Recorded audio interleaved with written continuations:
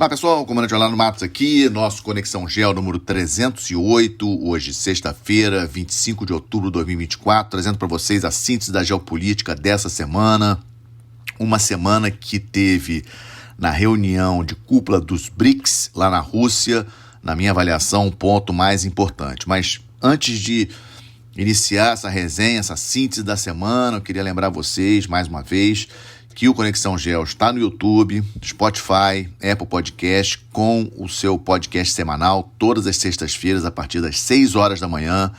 Vocês podem ir lá no YouTube, Spotify, Apple Podcast, que vocês vão ter aí a síntese da geopolítica da semana. E no Instagram, Facebook, X, vocês, todos os dias, tem sempre alguma coisa que eu posto. O Minuto Conexão Geo eu posto no YouTube e no Instagram. E também posto nos stories lá do Instagram notícias que estão acontecendo no mundo que eu acho que são relevantes. Isso tudo para manter vocês aí atualizados desse complexo mundo que nós vivemos. Então vamos falar de BRICS, reunião de cúpula. Primeiro, obviamente, o primeiro tema que me perguntaram de cara foi a não ida do presidente brasileiro para os BRICS em função de uma situação de saúde que passou o presidente brasileiro. Eu até, no final das contas, achei positivo o presidente brasileiro não aparecer na foto com alguns líderes lá que foram na reunião em Kazan, dentre eles o presidente do Irã, dentre eles o presidente Maduro da Venezuela, que foi também, e entre outros. Mas, logicamente, que a ausência de um dos membros fundadores dos BRICS na reunião não é positiva. Lembrando a vocês que os BRICS surgiu em 2006, primeira reunião dos líderes foi em 2009, em 2011 a África do Sul entrou, ou seja, inicialmente era só Brasil, Rússia, Índia e China. Em 2011 a África do Sul passou a fazer parte dos BRICS. E ano passado, uma reunião muito importante, uma reunião de cúpula muito importante na África, que aconteceu na África do Sul, porque essa reunião acabou aprovando a entrada de novos membros. Na época, Irã, Etiópia, Emirados Árabes Unidos, Egito, Argentina e Arábia Saudita. Sendo que a Argentina e a Arábia Saudita, a Argentina retirou, digamos assim, a sua candidatura para ser membro dos BRICS, e a Arábia Saudita, até o momento, não ratificou internamente. Essa é a desculpa que foi dada em janeiro deste ano. Todo mundo achando que a Arábia Saudita já estava dentro dos BRICS. Em vários gráficos a gente vê a Arábia Saudita lá como membro dos BRICS, quando na verdade não é, e nós vimos isso na reunião de cúpula agora, lá em Kazan. Na foto oficial, apenas 9 países, sendo que no caso brasileiro, o Brasil foi representado pelo seu chanceler, embaixador Mauro Vieira, e não pelo presidente brasileiro. Um detalhe muito importante: BRICS não é uma aliança econômica, muito menos uma aliança militar. Não é um bloco econômico, não é uma aliança militar. Ou seja, não é nada parecido com o que é a OTAN. A OTAN é uma aliança militar em que os países têm o compromisso de apoiarem um ao outro em caso de ataque. E um bloco econômico é, por exemplo, a União Europeia. Por exemplo, e outro tipo de parceria, a ASEAN, por exemplo, no Sudeste Asiático, o próprio Mercosul. O BRICS não é isso. Tem um banco. Esse é um banco de fomento importante, mas nada muito além disso. Acaba dando, obviamente, muito holofote para a Rússia e China, que tentam exercer certa liderança dentro dos BRICS, mas eu gosto muito da postura pragmática da Índia. Então, como sempre tenho falado para vocês, procure olhar a postura indiana nas relações internacionais para vocês verem uma postura, digamos assim, bastante pragmática e realmente nos interesses do país. Mas, falando do Brasil, acho que o Brasil acordou para a questão dos BRICS. Por que eu falo isso? Um dos temas mais polêmicos, digamos assim, que estavam aí estava sendo muito discutido antes da reunião, era da possível entrada de novos países como membros dos BRICS. A saída encontrada foi criar uma categoria que eles chamaram de estados parceiros. Então, nesta reunião agora na Rússia, nenhum novo país passou a ser membro efetivo dos BRICS, e 13 países, 13 estados se tornaram formalmente parceiros dos BRICS. 13 estados: Turquia, Indonésia, Argélia, Bielorrússia, Cuba, Bolívia, Malásia, Uzbequistão, Cazaquistão, Tailândia, Vietnã, Nigéria e Uganda. 13 estados. E aqui vem um dado que eu acho importantíssimo. A Venezuela seria o 14º estado e o Brasil vetou. E o fato do Brasil ter vetado a Venezuela reforça que me parece que a nossa política externa acordou para algumas coisas. E uma delas, a questão da Venezuela. Aquele problema, eu já venho falando isso com vocês desde julho, desde que ocorreu as eleições da Venezuela, aquela confusão de ter que mostrar as atas das sessões eleitorais para comprovar a reeleição do Maduro, que não foram apresentadas. Se vocês forem buscar no site do Ministério das Relações Exteriores, a última nota oficial do Brasil com relação a essa questão das eleições na Venezuela foi que o governo brasileiro somente reconheceria a reeleição do presidente Maduro caso fosse apresentado as atas das sessões eleitorais. Isso não foi apresentado. Então o governo brasileiro ficou com uma saia justa, numa situação difícil, porque em janeiro o presidente Maduro da Venezuela vai tomar posse no seu novo mandato. E como é que fica a posição do Brasil?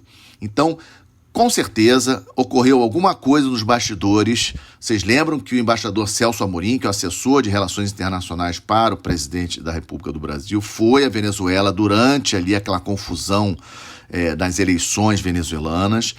E algo aconteceu.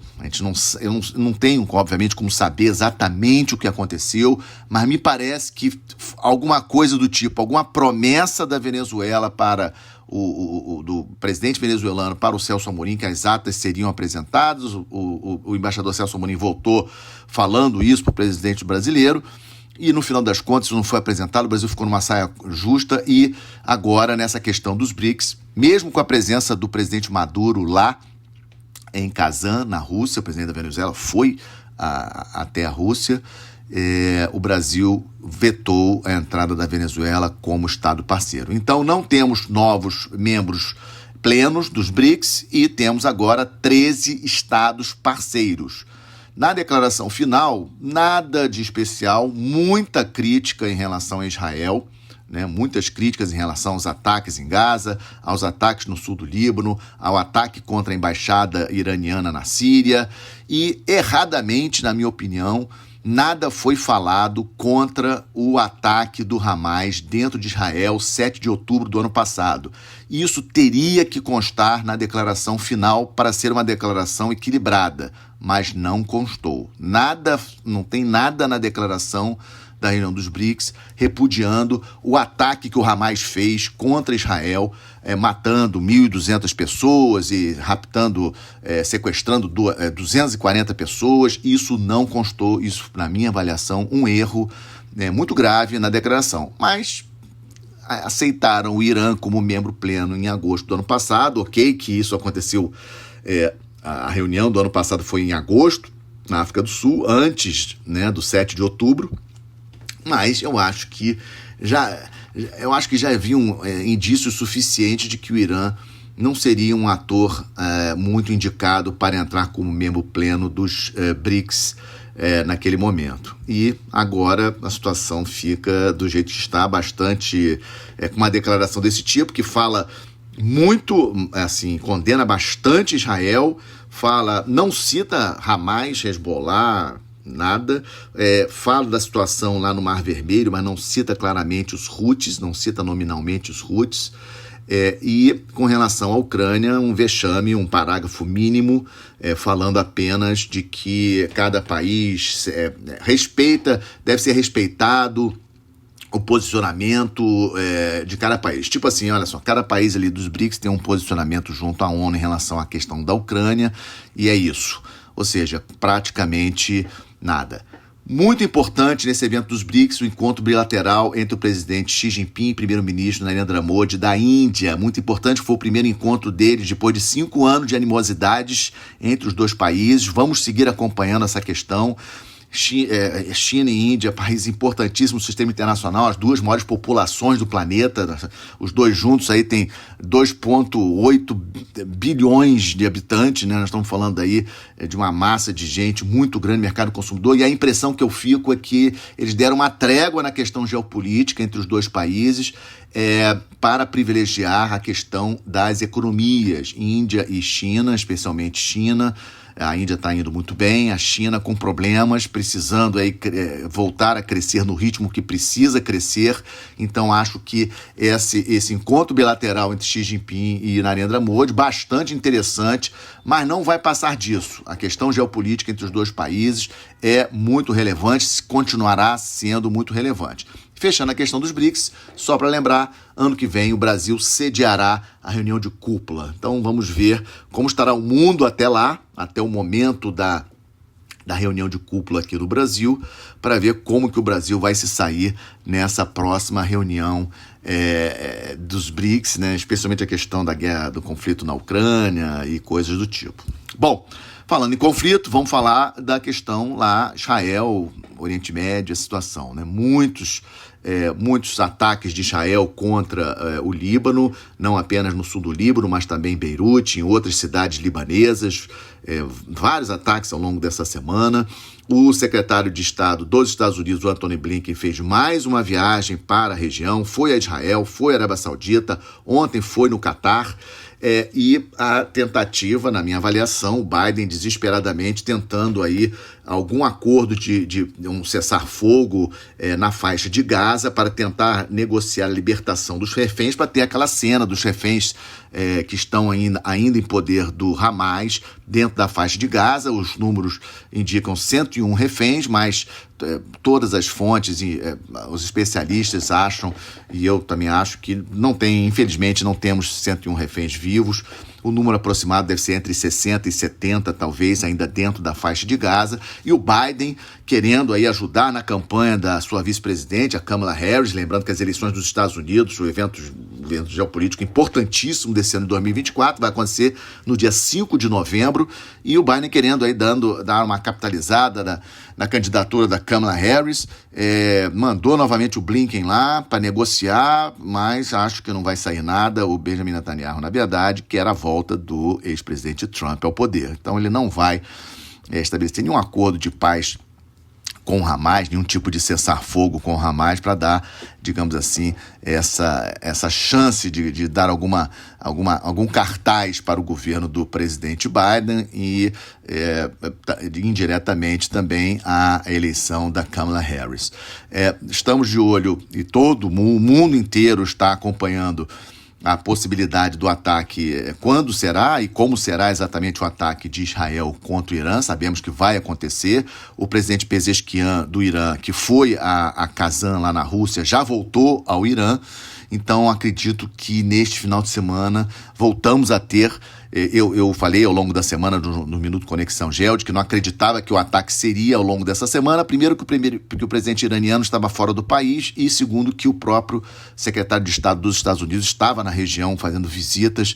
Então acho que não seria interessante que Israel fizesse o ataque ao Irã nesse momento. Mas a partir desse final de semana, a partir de amanhã, acredito que aumente a possibilidade desse ataque de Israel contra o Irã. Sigo achando que Israel fará um ataque forte contra bases iranianas, especialmente as bases de lançamento de mísseis balísticos, talvez também as fábricas onde esses mísseis balísticos são construídos, porque é um armamento talvez mais perigoso do Irã neste momento seja realmente os mísseis balísticos. Vamos aguardar, vamos seguir acompanhando, vamos ficar de olho. Falando, estamos de olho, seguimos de olho no conflito da Ucrânia, não podemos esquecer, o maior conflito da Europa desde a Segunda Guerra Mundial. Alguns pontos interessantes dessa semana: a visita do secretário de Defesa dos Estados Unidos a Kiev, uma visita inesperada, prometeu mais dinheiro lá para o Zelensky, mas a situação do Zelensky não está muito boa.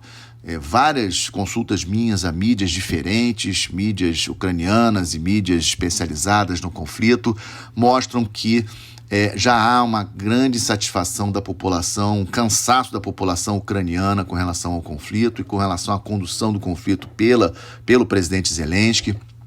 Então, é algo para nós realmente ficarmos de olho. Mas a notícia mais importante sobre o conflito da Ucrânia essa semana foi a questão dos militares da Coreia do Norte se preparando para entrar, provavelmente, se preparando para entrar no conflito do lado da Rússia. Eu digo provavelmente porque isso foi falado pela Coreia do Sul, pela Ucrânia e pelos Estados Unidos, mas tanto Rússia como Coreia do Norte negaram. Os números também são discrepantes, tem fontes que falam de 3 mil soldados norte-coreanos já treinando para entrar em combate, teve outras fontes falando de 12 mil norte-coreanos prontos para entrar em combate. O número é um número relativamente pequeno, considerando aí as centenas de milhares de soldados russos que estão em combate lá na fronteira com a Ucrânia, mas, de qualquer maneira, é um precedente importante. A Coreia do Sul, inclusive, ameaçando fornecer armas sofisticadas para a Ucrânia, coisa que até o momento ela não fez. Então, essa questão da entrada da Coreia do Norte com militares no conflito, a gente sabe que a Coreia do Norte já está fornecendo munição para a Rússia nesse conflito há muito tempo. Não podemos esquecer da visita do Putin lá na Coreia do Norte, em junho, ou seja, o Putin não foi lá à toa, ele foi lá pedir ajuda e talvez nesse pedido de ajuda tenha entrado também a questão dos próprios militares norte-coreanos, o que mostra que a Rússia está sim tendo dificuldades nesse conflito. Se a Rússia estivesse tranquila nesse conflito, não tinha pedido ajuda para a Coreia do Norte. Na minha avaliação, a maior ditadura do planeta, ninguém sabe o que acontece lá, um país extremamente instável, população muito sofrida pela pressão da ditadura do Kim Jong-un e um país nuclear, né? Então a gente sempre se preocupou, eu me preocupo muito com a Coreia do Norte, a Coreia do Sul fica em estado de alerta permanente, Japão em estado de alerta permanente, e a gente deve e a China ficou numa situação meio difícil com essa história da Coreia do Norte, tão próxima assim da Rússia, né? Então dá para perceber também que a Coreia do Norte se aproximando mais da Rússia para não ficar tão dependente somente da China. Também é interessante a gente ver esse jogo aí que a Coreia do Norte está fazendo entre China e Rússia na questão específica do conflito da Ucrânia. E falando de China, semana passada, vocês lembram, um grande exercício militar da China em volta de Taiwan, com mais de 30 navios, mais de 100 aeronaves, e essa semana um exercício de tiro numa ilha que fica a cerca de 160 quilômetros da capital Taipei, uma ilha chinesa, também andou tocando estresse ali na região de Taiwan. Vocês podem, eu sempre falo isso, mas volto a insistir, Xi Jinping não vai deixar, ele vai querer deixar o seu nome marcado na história como o presidente chinês que efetivamente integrou totalmente a China, trazendo Taiwan. Todas as declarações, Ministério das Relações Exteriores chinês, várias declarações do próprio Xi Jinping, Taiwan faz parte da China, é uma província rebelde e vai ser reunificada. Então, acho que nesses próximos 10 anos, pelo menos, considerando que o Xi Jinping já está com 71 anos, acredito que a China vai fazer uma ação militar contra Taiwan, ela só está esperando ficar armada o suficiente para poder fazer esse ataque, essa conquista de forma militar. E aí fica aquela questão, né? O que os Estados Unidos vão fazer na hora que o primeiro fuzileiro naval chinês desembarcar numa praia taiwanesa? E falando ali daquela região, não podemos esquecer que neste domingo, eleições gerais no Japão. Japão, quarta maior economia do planeta, foi ultrapassada pela Alemanha. É um país, obviamente, aí com fortíssimo de tecnologia. Teremos eleições gerais neste final de semana. O atual primeiro-ministro, o Shigeru Ishiba, jogou essa cartada de convocar, antecipar as eleições gerais. As eleições gerais no Japão estavam previstas apenas para julho do ano que vem. Ele antecipou essas eleições agora para tentar aproveitar um certo momento, porque ele acabou de assumir como primeiro-ministro, o seu partido o escolheu como primeiro-ministro agora em setembro, mas vamos ver o que vai acontecer. Principalmente o Ishiba já foi ministro da Defesa lá no Japão e ele tem sim ideias muito fortes com relação a um Japão mais poderoso, mais assertivo em termos militares. E aí, como sempre faço, vamos fechar com a boa notícia. E como tenho procurado fazer, não posso deixar de homenagear a Força Aérea Brasileira. Nossa Força Aérea Brasileira, na quarta-feira, dia 23, dia do aviador, a data magna da Força Aérea, que homenageia a decolagem, o voo do 14 bis lá do Santos Dumont, né, que aconteceu na França em 1906. Santos Dumont, patrono da Força Aérea, E então eu deixo aí a minha homenagem a todos os meus amigos da Força Aérea Brasileira, um elemento fundamental para o Brasil e especialmente nesse momento a Força Aérea tem dado aí tem participado de uma maneira muito especial com relação ao resgate dos brasileiros lá do Líbano. Ontem completamos 8 voos, retirando um total de 1.638 brasileiros. Isso não é pouca coisa, isso é um esforço logístico, mostra que todo o país é forte, tem uma aviação forte, e eu fico muito, muito feliz da nossa Força Aérea estar conseguindo